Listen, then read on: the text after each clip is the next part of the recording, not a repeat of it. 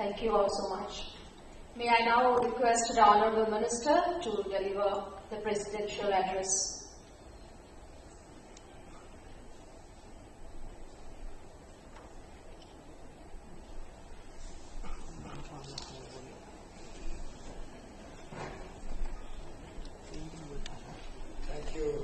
Thank you very much, Father Thomas, for your very, very warm welcome and your very kind words. Most revered Father B.N. Thomas, whom we have all seen working for education in different parts of the Northeast. In fact, I was very pleasantly surprised to know that he's a graduate from Harvard, where I myself also am a student as we speak at the Harvard Business School. And I don't know if I'll ever be able to complete my program. I've just done the first year out of a 3-year program. But I was very delighted when I read that you did your education and administration, planning and social policy from Harvard, Father. In fact, my son is a student at the Harvard University, now going into final year. And my daughter is joining the first year this year. So indeed, it's really a privilege to be invited by you, sir, at this program. You have done some wonderful work as the founder-director of the Don Bosco Institutes in Guwahati, and of course been a part of the Indian Red Cross Society, faculty member at the Lal Bahadur Shastri National Academy of Administration at Missouri. So really you've taught a lot of people, and today you've taught me also. I think all of us in the room, at least, I felt like getting back into school with the teacher berating the students for having goofed up once again. At least I made the mistake. But thank you very much for your leadership of the Don Bosco movement in Assam and in the Northeast. Reverend Father Johnson, who's the organizing secretary of the Bicentenary Seminar.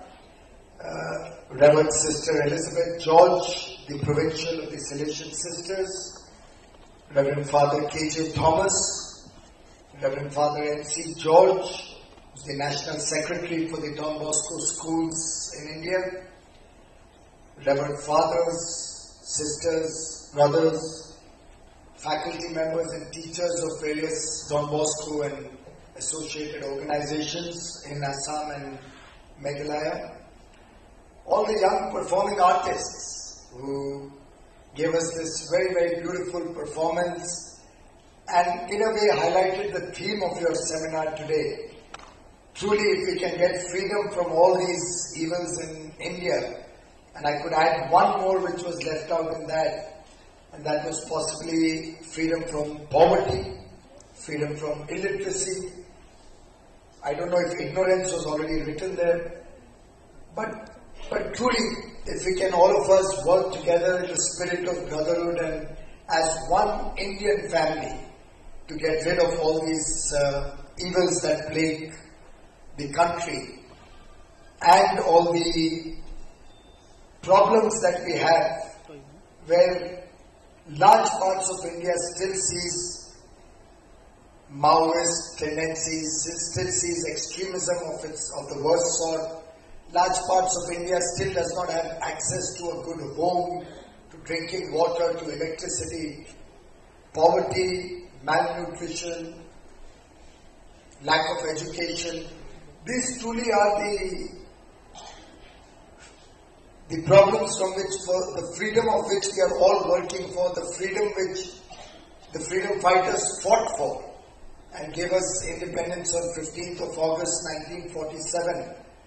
Just one day before, you celebrate the Don Bosco's glory, the contribution of Don Bosco, the foundation of Don Bosco institutions. And in a way, the performing artists today have reignited in all of us that thirst for freedom. And I'd like to compliment each one of the artists who are on stage today. I see several parents. I see the boys and girls from some of the Don Bosco institutions, ladies and gentlemen. I come here today as an alumni of the Don Bosco Institute. I come here today as an alumni of the educational system that St. John Bosco started nearly 200 years ago. And as the nation celebrates its independence, you will be on the eve of celebrating what St. John Bosco brought to the world, what he introduced to the world in terms of education, not only academic, but also vocational. If I understand the spirit of Don Bosco and the educational system that he inculcated and which he propagated, he wanted to make the individual self-reliant through education, through skill development, and then he joined the shelter homes as a part of most of the Don Bosco institutions, where the poor, the destitute would get an equal opportunity to education. And in some respect, this is exactly the ideology that my political party has been blessed with, is the ideology that we have tried to follow, we have tried to inculcate. When Pandit Deendayal Upadhyay, one of the founders of the Jansangh, who's the parent political party from which I come, he introduced the concept of integral humanism. He introduced the concept of the holistic development of an individual, where education was a social responsibility, where education was an investment in society's future. And he often gave the examples of Gurukuls. And Gurukuls are no different from the shelter homes that we have in several of our Don Bosco institutions. We had one in Don Bosco, Mumbai, in Matunga, where I studied.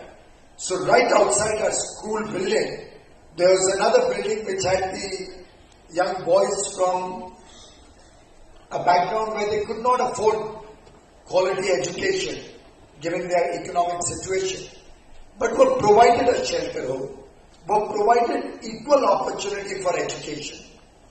And in that sense, gave all of us a grounding. All of us students of that institution, and we had nearly 3,000 students in Don Bosco, Matunga, even 35 years ago, 45 years ago. And all of us lived and worked together, studied together, played together as equals. There were no class distinctions, there were no distinguishing between one or the other. And when we can look at a society where we provide equal opportunity to all to get access to quality education, affordable education, I believe that will be the day we can truly look for an India free from deprivation, free from poverty, free from illiteracy.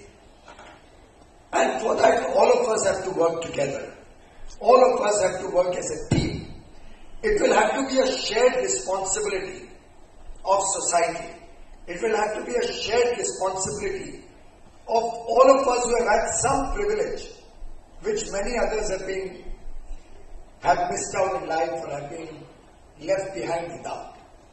And in that sense, if ever one was to put a cost to education, if ever somebody was to try and count the expense of education, I think the only submission I could make to such a person would be that if you think education is expensive, try ignorance. And clearly there can be no limits to which a society should go to provide quality education, to provide equal opportunity to all its citizens, to all its people. And in that sense, all of you, ladies and gentlemen, teachers who have given your whole life to serving mankind in terms of creating the citizens of tomorrow, are doing a noble profession, are doing a very, very important part for which this country will forever be grateful, for which this country will always remember the sacrifices of every teacher in the country who has created in all of us that spirit of nationalism, that spirit of being Indian. And I would like to dedicate what I am going to talk today to every teacher in this country, to every teacher who has worked towards providing an enlightening experience to many other students, to many others. And I do hope and pray and wish for the day when we in India can start respecting teachers the way they were in the India of old, in our tradition, in our culture, in our history, where the Acharya, the teacher, the giver of knowledge, the giver of education, was treated next only to God. And in that sense, the service that every teacher in India provides to all of us is unparalleled, cannot be calculated in any way in terms of money, in terms of value, and would, to my mind, be the most invaluable thing, the most invaluable contribution which cannot be measured towards a brighter and better future for India as a whole, as a country, and for every citizen of India. I am a proud alumni of Don Bosco. So is the minister from Assam in the government of India, who is my colleague, Mr. Sarbanand Sonowal, who hails from Assam. He is a student of Don Bosco, Dibrugarh. And in some sense, I don't know many other education institutions which may have two ministers in this government. Okay, Smriti has studied at Auxilium, which was our sister school in Bombay. Oh, Babul is also from, my God. So this is getting more interesting. Excellent. So it only goes to show that India is a country which can imbibe, which can absorb many cultures, many religions, many traditions, many schools of thought. And India is a country where all of us can flourish in a spirit of brotherhood, in a spirit of coexistence, in a spirit of togetherness. My own foundational years in Don Bosco have helped me do what I am doing today, have created the first impressions of what a good citizen should be, have provided me the first lessons of leadership. I mean, I still remember, and I was sharing it in that on that occasion when I first met Father Thomas, the stage fright we used to have when we were first told to maybe recite a poem on the stage, or participate in a debate, or in an elocution contest. Of course, the worst was when I was told to take part in a play, because I completely goofed up all the lines. And I don't even think we qualified for the next round. We were so bad at that. But then that's the beauty of good education, quality education. It helps you identify what you're good at. It helps you choose your own vocation in life. A good education is one which does not necessarily teach you to study by rote or make you a very great academician. A good education can only be as good as it develops a more holistic personality around an individual. And I think that has been the greatest contribution to my life for my 12 years in Don Bosco, Matunga. The value systems that I inculcated during my stay there, the concern for society, that being a boy cub or a boy scout or participating in the Leo Club activities, which was aligned with the Lions Club and was a part of some of the work we did at Don Bosco, the Saviour Club, which took us around doing social service in the region, the National Social Service NSS that worked actively in Don Bosco. We also had the National Cadet Corps, NCC, but I was not a part of that. But all of these, what we call the extracurricular activities, have truly shaped each one of us students of Don Bosco, helped us to have a more open mind, helped us to have a more inclusive thinking, helped us to develop tolerance, helped us to develop, as Father said, empathy for others in society. And in that sense, on the flight coming in here, I was trying to think of what could be some guiding principles of a quality education. What should one take from our meeting each other today? And I thought I'll break it into two parts. Of course, I had the opportunity to be a minister, to be able to give back to society through my actions as a minister. And very often people used to ask me, why are you in politics? Why do you get involved in politics? And I always urge people, and I would urge each one of you, also to look at politics as an integral part of our life. Because by shying away from politics, we are not doing any national good. Ultimately, if we have to bring good governance to the country, we need good politicians. We can't wish away politics. It's very easy to criticize. It's very easy to crib about bad politics. It may be great fun to open the newspaper, open a television channel, see the cynicism all around, see the criticism, see the, at times, level of debate which has really gone very confrontationalist. Maybe it may sound good to read or hear about it. Maybe the TRPs or the viewership or readership may improve a little bit. But all of that is not necessarily adding to good governance. It does help if we can flag off issues of national concern. But ultimately we will see good governance only when the good people in society also understand their own responsibility to participate in good governance. Ultimately, it cannot be a responsibility of some of us to be able to change the country.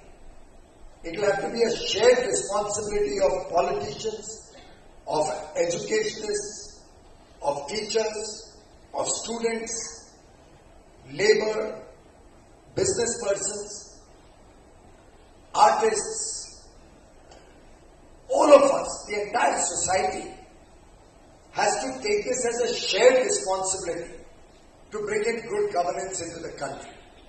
And therefore, I chose as a path that I will ultimately give back to society. I will try and do something which has a lasting and deep impression on the future of our people and the future of our country. I have that opportunity now. I do hope that come 2019, I should be able to proudly announce to each one of you, each one of the teachers who have taught me in my life, each one of my principals, that I have redeemed the confidence they had in me, that I have been able to light up the life of every individual in this country. I have been able to provide electricity to every home, provide jobs to people through industrialization. That's my mission. I want to see everybody get 24/7 power. I want to see farmers have enough power and not have to suffer deprivation, not have to suffer the vagaries of monsoon or lack of irrigation and maybe have a bad year and God knows what else. And for that mission, I have in my mind 10 principles of good governance on which I do my own work as a minister, as a politician.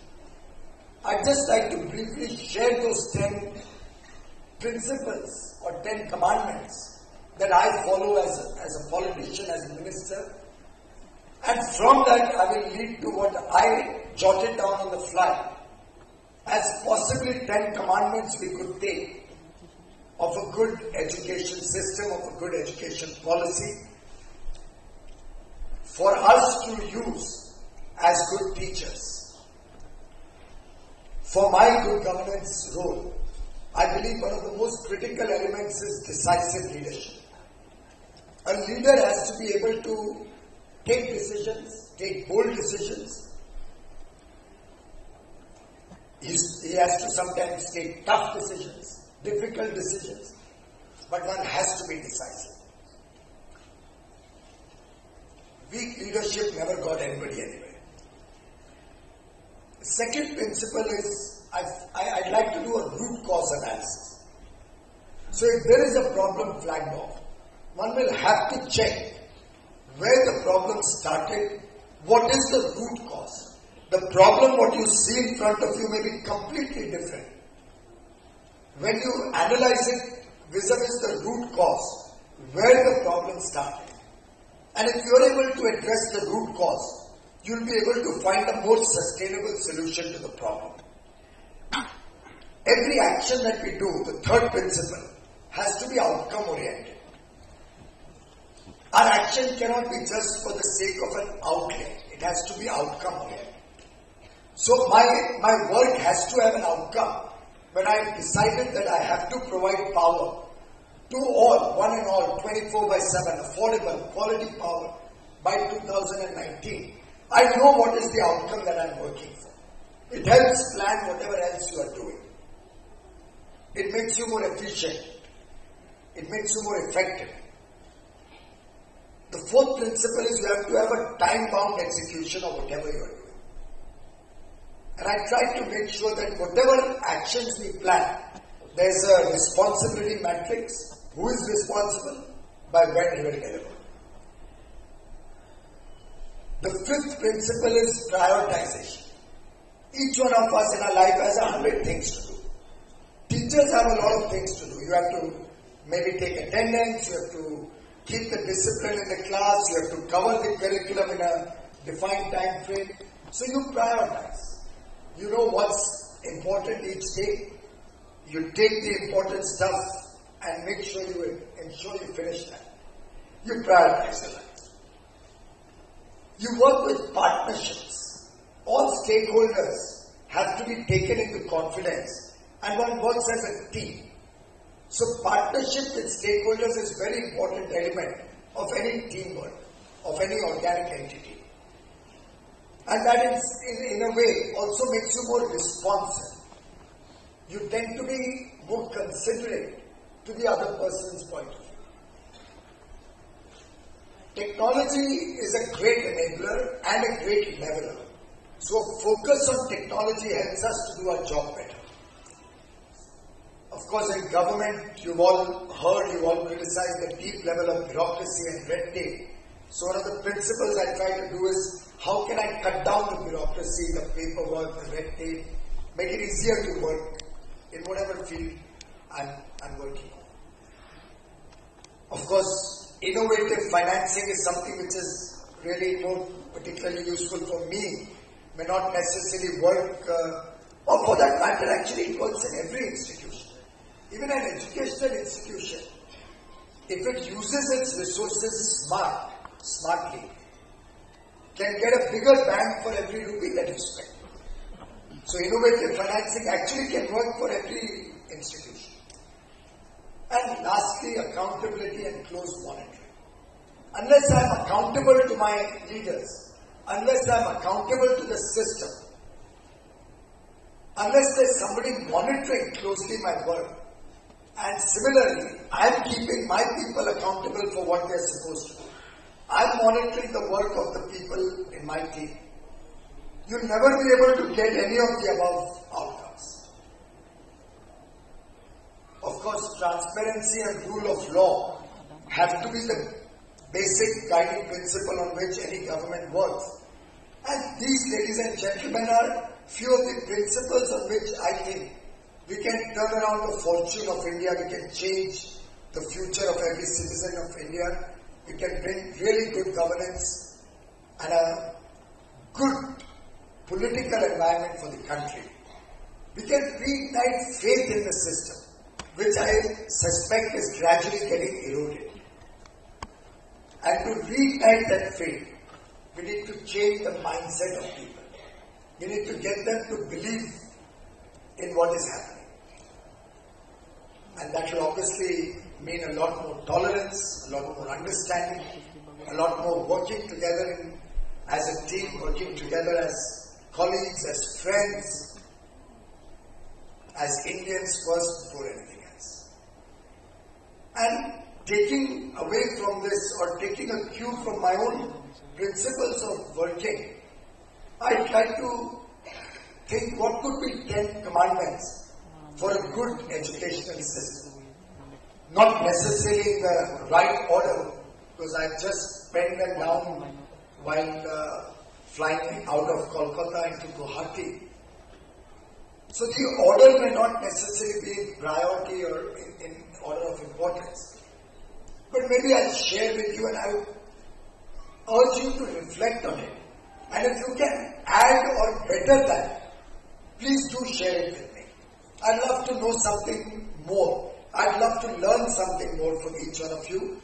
You have far more experience than me. You have been part of the teaching community for years. You have imparted quality education for hundreds and thousands of children.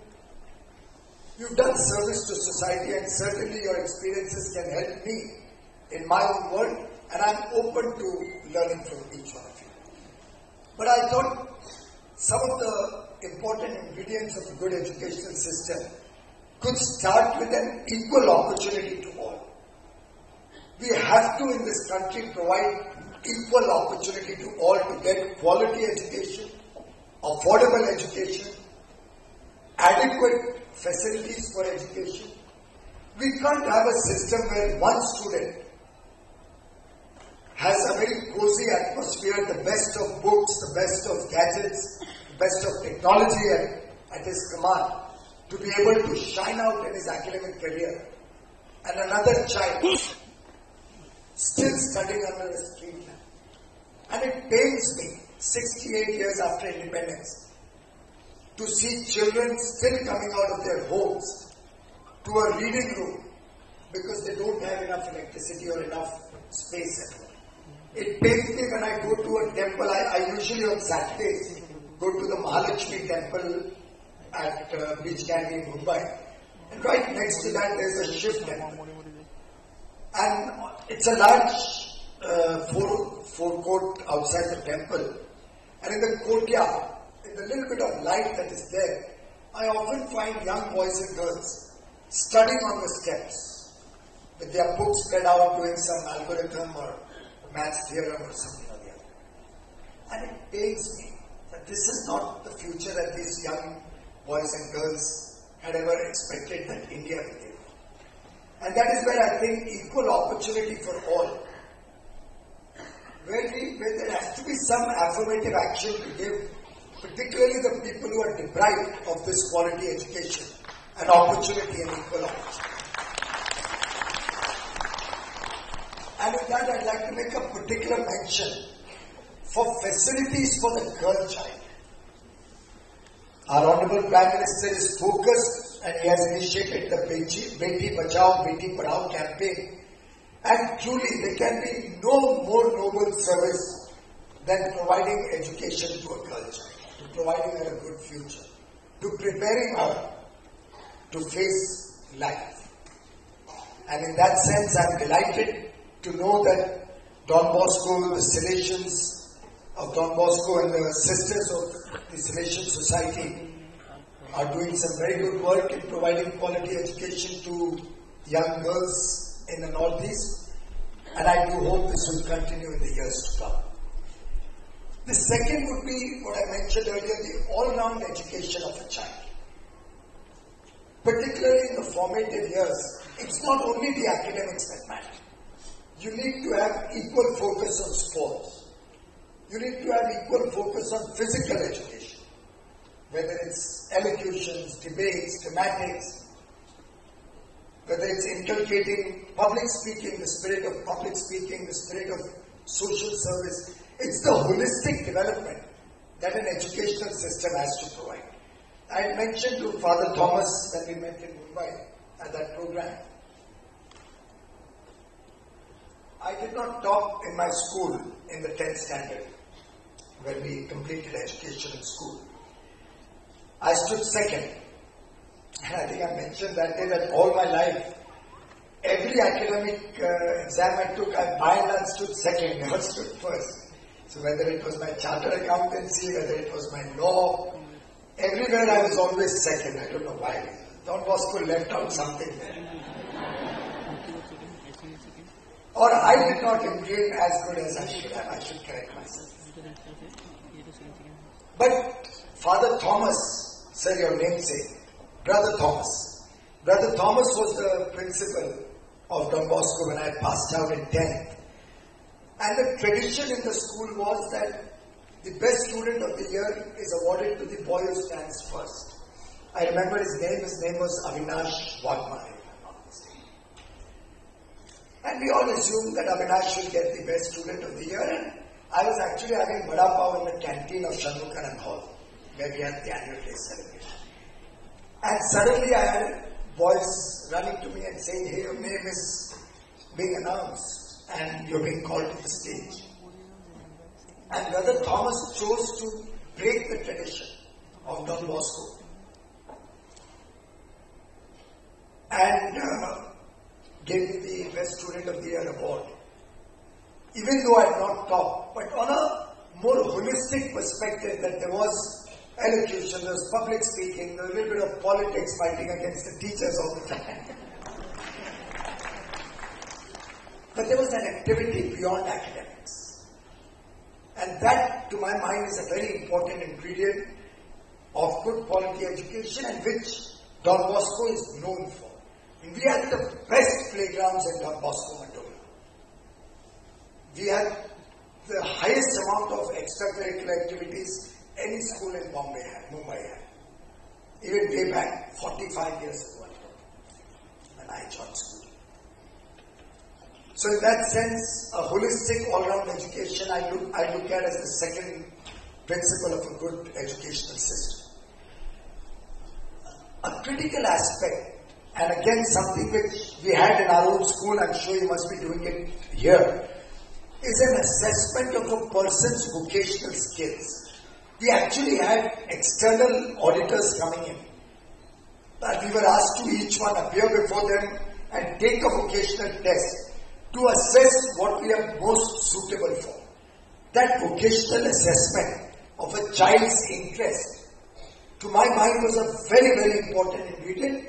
It is so unfortunate, and we saw that in the movie 3 Idiots, where a photographer was being forced to be a bad engineer.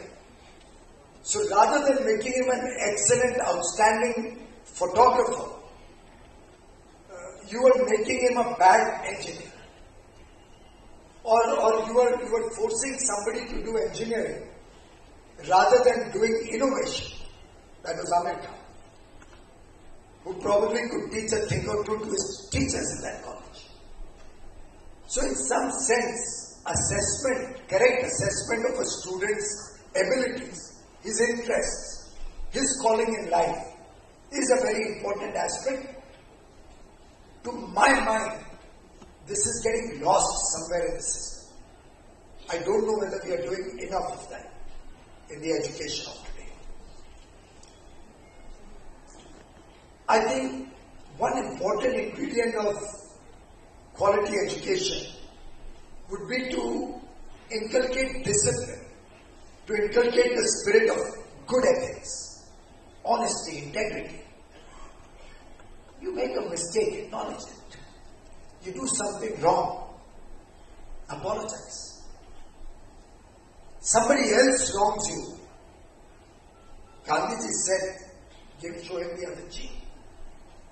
That spirit of tolerance, and within that spirit of tolerance, a deep level of discipline. I think that, if given at those early formative years, and that includes giving the cane. I mean, I'm not literally advocating you start beating your children. Though I've got enough of the cane when we were young, because those days the laws were much easier. You didn't have to worry about going to court. And I mentioned when I went to my school, Father Gatti, who was our principal when I was in primary school, I don't think I got it. I was a pretty diligent student. But anybody who got one slap on the cheek, not the chin, Father. One slap of Father Gatti's Irish hand, was it? And I think he would never forget discipline in his life. But maybe the methods may change with passage of time. But clearly, a good quality education, good teachers will have to be strict in inculcating that discipline in children. You clearly can't have students maybe forming in those early years an attitude, a callous attitude towards discipline. And to my mind, any good education system will have to have a certain amount of strictness while enforcing discipline. Of course, very often politicians are also berated for this. Teachers are berated, doctors are berated, all of us. But I think a lesson for all of us is that we have to practice what we preach. It can't be that we have double standards, that I stand up here and say something else, or talk of humility, or talk of discipline. But as I go out of this podium, I lose my own sense of proportion, whether it comes to discipline, whether it comes to ethics, whether it comes to my own sincerity of purpose, my own objective in life, my own calling in life, my own actions cannot be any different from what I preach others to do. And in that sense, we all have to look at practicing what we preach. And that casts a great burden on each one of us in this room. Teachers, people in public life, doctors. After all, when we hear of schools without teachers, or teachers not going to the school, teachers' attendance being worse than the children's attendance, you can imagine how we are playing with the future of India. So in that sense, I think this could be an important aspect, an important element which particularly has to go into the rural parts of India, where teachers will also have to take upon themselves the responsibility of practicing what they are expected to preach to the children. Of course, to my mind, education has to inculcate also the spirit of excellence. You cannot make second-rate citizens. You cannot make second-rate achievers. And please don't tell anybody to come second in his class. Make them all strive to come first. Make them all strive to excel. Not necessarily in academics, in whatever field they choose to do. He could be a sprinter, he could be a football player. Don Bosco Matunga always won the football cup. Any competition, any tournament. We have to strive for excellence in whatever we are doing. Each one of us teachers will have to strive that in my chosen subject, in my class, I will be the best teacher. Nobody can be better than me. I will have to strive to be a good minister. I have to work to see that I can be the best. And let everybody work in that spirit. Let there be that competition to excel.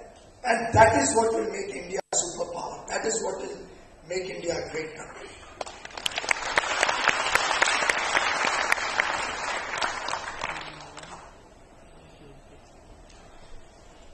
A good education cannot be by rote. I remember we have all gone through that. Learn the preamble by heart by tomorrow. To date, I have not been able to understand what is the meaning of by heart. But then we've done a lot of that, though I was very poor at it. Somehow I could never mug up anything and go for sit and do an exam. I can understand something. I can reproduce it in my own words, but I just can't mug up something. So, when you become a minister, whenever you're going for a public engagement, so I have a whole speech typed out also. It's a protocol. You get a speech. But I can't read it because if I start reading it, I won't know if you will still stay in the hall. I may be talking to empty benches another 10 minutes.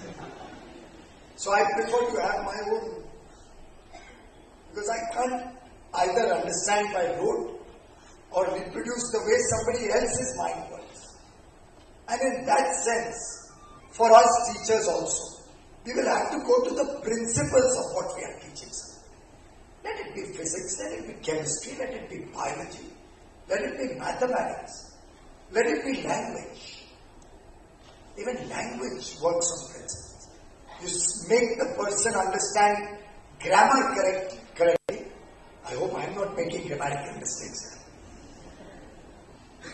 But truly, if you can get the principles of whatever you are teaching into the child, it will last him a lifetime. What we learned by rote and reproduced, like they say in the ISO systems, garbage in, garbage out,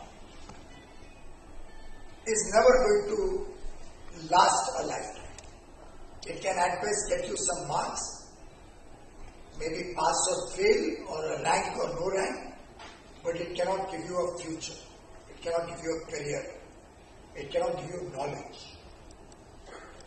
So I do hope the principles of education or of the subject are taken to the students rather than only the content. One subject which is very, very important to me personally, for which I am grateful to Don Bosco as a student of Don Bosco, and which sadly I find completely missing in today's education, and something I am very passionate about. And I make this point almost every time I am with students or teachers or in an educational institution, is the lack of civic and moral education in our system today. I remember in our time at least, we had a regular period in school we always called it period, so in college we called it lectures. But we had a lecture for moral science. And that was the time the Christian students used to go to church to attend Mass, and we were given moral science lectures. Nothing to do with religion, but making us better citizens of the country. Inculcating in us value systems, respect for all faiths, tolerance, honesty in our life. Simple things like cleanliness. The Honorable Prime Minister has initiated the Swachh Bharat movement. We all like to keep our own school, our own workplace, our own home very clean. We all go abroad and we are very conscious that you can't throw litter onto the street or outside your car window. But I don't know what happens when we are in public places. Each one of us changes and we forget what is the importance of cleanliness. Ultimately, a clean surrounding will only lead to a clean mind. As they say, Swachh Bharat hoga, to Swachh Dimag hoga, Swachh Achar honge, Swachh Vichar honge. Our behavior will be clean. Our thinking will be clean. Our work will be more honest. And in that sense, those moral science lectures which we had, and I think it's missing in a lot of the curriculum nowadays. And sadly, if you try to introduce that, motives are attached to it. So you try to suggest that there should be moral science taught in a school. You'll suddenly find a lot of opposition, some of it politically motivated, some of it out of ignorance, as if there's some religious motive in it, as if there's some evangelist motive in it. And to my mind, moral education is something which every child in this country needs to be taught. And I'll share a small example of what happened last year on 15th August. The Honorable Prime Minister was speaking from the ramparts of the Red Fort. Some of you may have heard him on that maiden speech of his as Prime Minister from the Red Fort. My daughter, who was then 17, was sitting on the floor in front of outside the Red Fort. So Prime Minister was at the top of the fort. She was amongst the students sitting down there. And if any of you remembers,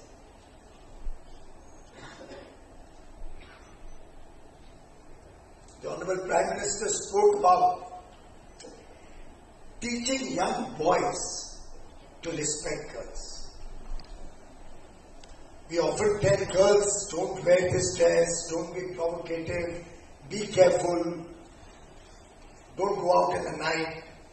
The Prime Minister flagged off this issue. Do we tell our children, our boys, how they have to behave? Do we tell our boys what care and caution they have to take? Do we teach our boys how to behave in public when girls are around? How to respect the girl child or teachers or girls? And I promise you, my daughter, 17-year-old daughter, when she came back home that morning, she was absolutely touched. She said, it's the first time I have heard somebody say that the boys need to be taught a lesson also. It's not only the girls. And this is only going to come out of moral science. This is only going to come out of good quality education. And this, to my mind, ladies and gentlemen, fathers, sisters, brothers, is the duty, the responsibility of all of us in this room, as good educationists, as leaders of society, as leaders of India, as the creators of India's future, to fulfill. And that, to my mind, will be really complete education. And similarly, civics. I don't know if with geography, we had civics and geography, I don't know how it is now. But I am amazed when there is an election in Mumbai and very, very highly educated family parents, forget children, children are most often than not completely ignorant, but even parents would come up to me and ask me, is your mother contesting this time? You would think, my God, she's an MLA. This is a national election for the Lok Sabha where members of parliament are being selected. Or there could be another election where municipal corporators are being elected. And sadly, the most well-to-do, the most educated families are confused between an election to a local body, an election to the state assembly, a national election, an election to the legislative assembly or an election to the legislative council. Basic elementary civics, knowledge of elementary civics is lacking in this country. And I think that it is time that we as a nation took up civics and moral science as critical parts of a good quality education.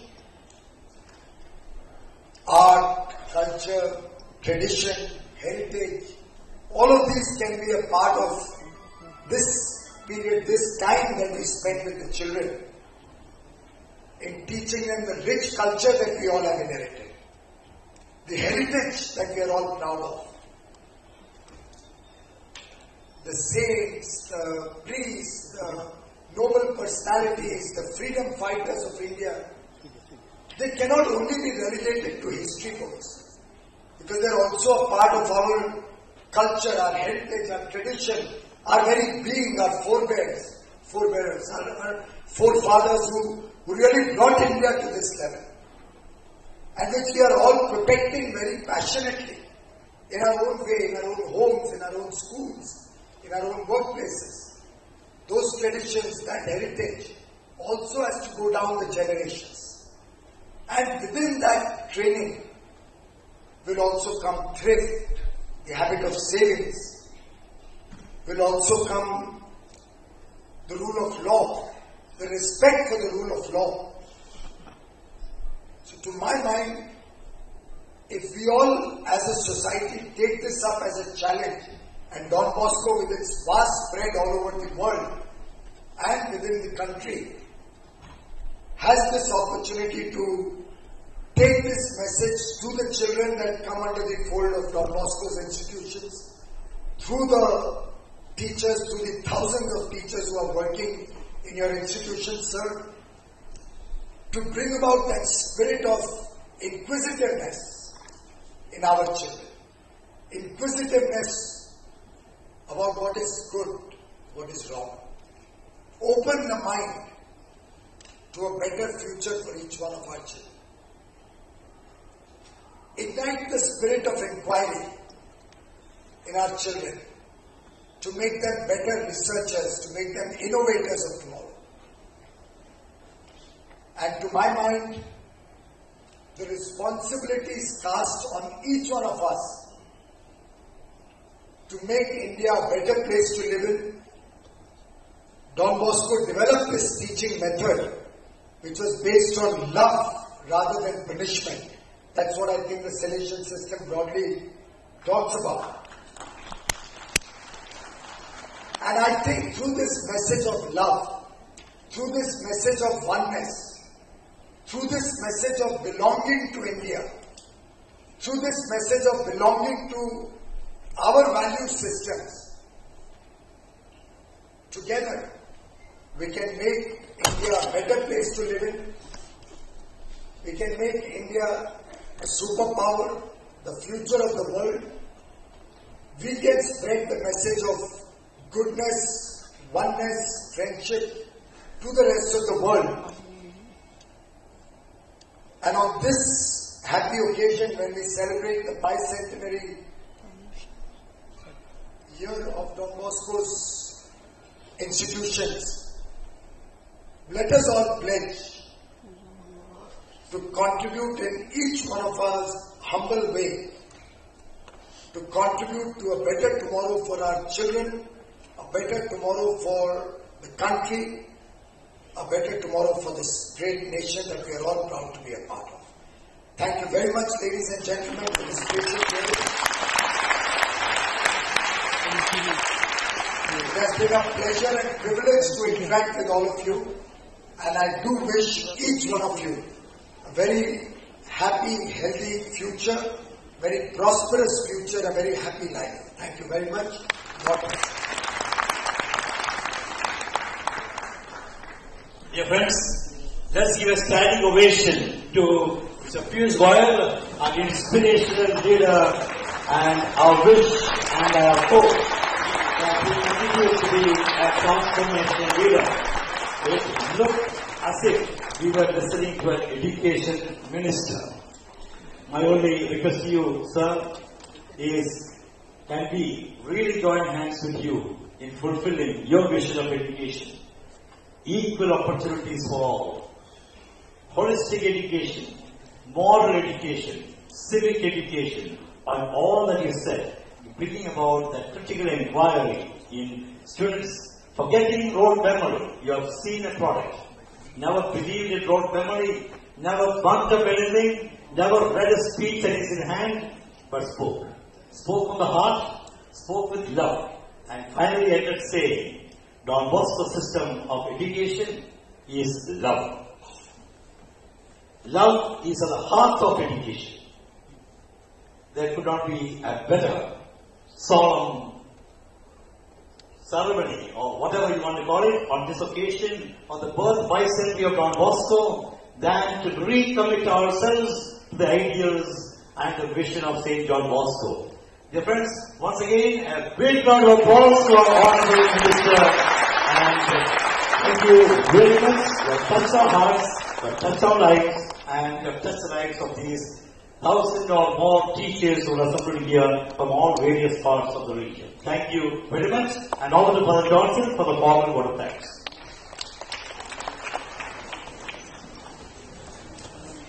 Dear friends, we have come to the end of one of the most beautiful and one of the most wonderful experiences of our bicentenary concluding functions, having one of the finest past peoples, alumni of our own educational system, none other than Sri Piyush Goyal, our Honorable Minister. Once again, let's put our hands to thank our Minister who has given us such a wonderful, so very inspiring, so very rich